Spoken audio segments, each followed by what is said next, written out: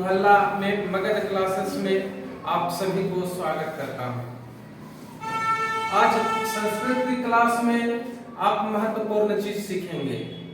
उससे पहले मैं सरस्वती की वंदना आपको करके सुनाता हूं और जरूर सभी विद्यार्थियों को अपनी पढ़ाई पूरी करने से पहले सरस्वती वंदना जरूर करनी चाहिए। इससे मानसिक स्थिरता और बुद्धि में वृद्धि होती है। तो हम शुरुआत करते हैं। नमस्ते शारदे देवी सरस्वती मति प्रदे प्रसीद मम जिह्वाग्रे सर्व विद्या प्रदाभव। और इसी के साथ माँ सरस्वती के आशीर्वाद लेकर संस्कृत का क्लास में शुरू करने जा रहा हूँ। ये आज हम आपको तिंग प्रत्यय के अंतर्गत लट लकार के वर्तमान काल का रूप बताएंगे। इससे आपको छोटी मोटी वर्तमान काल की जो अनुवाद है, संस्कृत अनुवाद, उसको बनाने में आपको सहायता मिलेगा। आज संस्कृत बहुत कम ही लोग पढ़ना चाहते हैं क्योंकि पढ़ाने वालों की कमी है मार्केट में। इसलिए हमने सोचा कि थोड़ा ही जानकारी लेकिन किसी माध्यम से यदि आप तक पहुंचता है तो इससे आप लाभान्वित हो और संस्कृत की सनातन को बचाए रखें। तो हम आपको तिंग प्रत्यय अर्थात लट लकार, जिसको हिंदी में वर्तमान काल के नाम से जानते हैं, उससे रिलेटेड हम आपको एक फार्मूला बताएंगे, जिस फार्मूला को पढ़कर आप अनुवाद को आसानी से बना सकते हैं।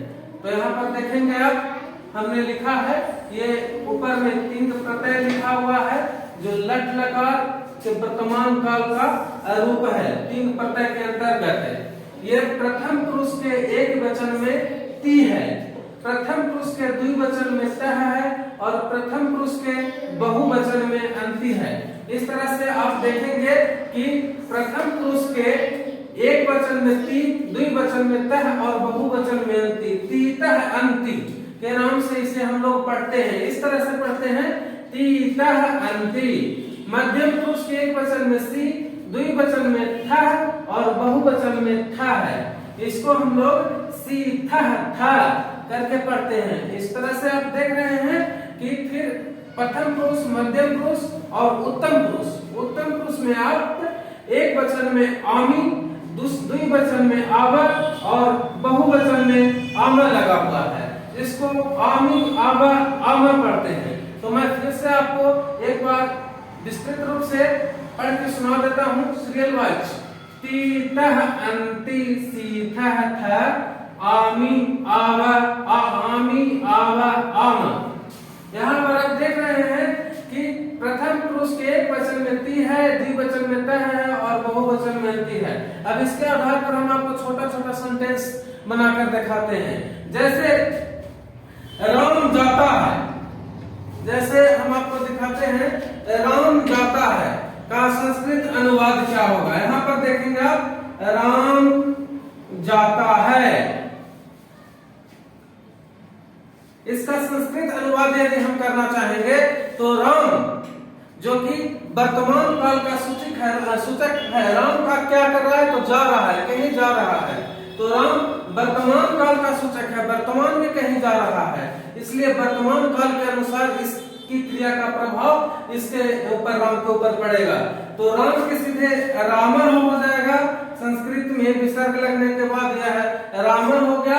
और जाना, जो जिसका संस्कृत में गच्छ होता है, गच्छ धातु से जाना शब्द बना है। तो गच्छ धातु को हम, राम एक वचन का पुरुष है, राम जब एक आदमी है तो एक वचन का पुरुष है और प्रथम पुरुष है, प्रथम पुरुष है, इसलिए गच्छ धातु के साथ ती क्रिया लगकर गच्छति बन जाता है। यहाँ पर गच्छति। तो आप देख रहे हैं कितना इजी वे में आप इसको समझ गए कि हम संस्कृत, उसके नाम को संस्कृत में परिवर्तित करके और क्रिया के अनुसार इसमें जोड़ देते हैं तो इसका अनुवाद संस्कृत में बन जाता है। ठीक इसी तरह से और ढेर सारे अनुवाद को हम बनाकर आपको बाद में दिखाएंगे और एक छोटे छोटे फार्मूला के तहत हम आपको संस्कृत सिखाने का कोशिश करेंगे। आप इसके आधार पर आप जितने भी वर्तमान काल लट लकार के धातु हैं,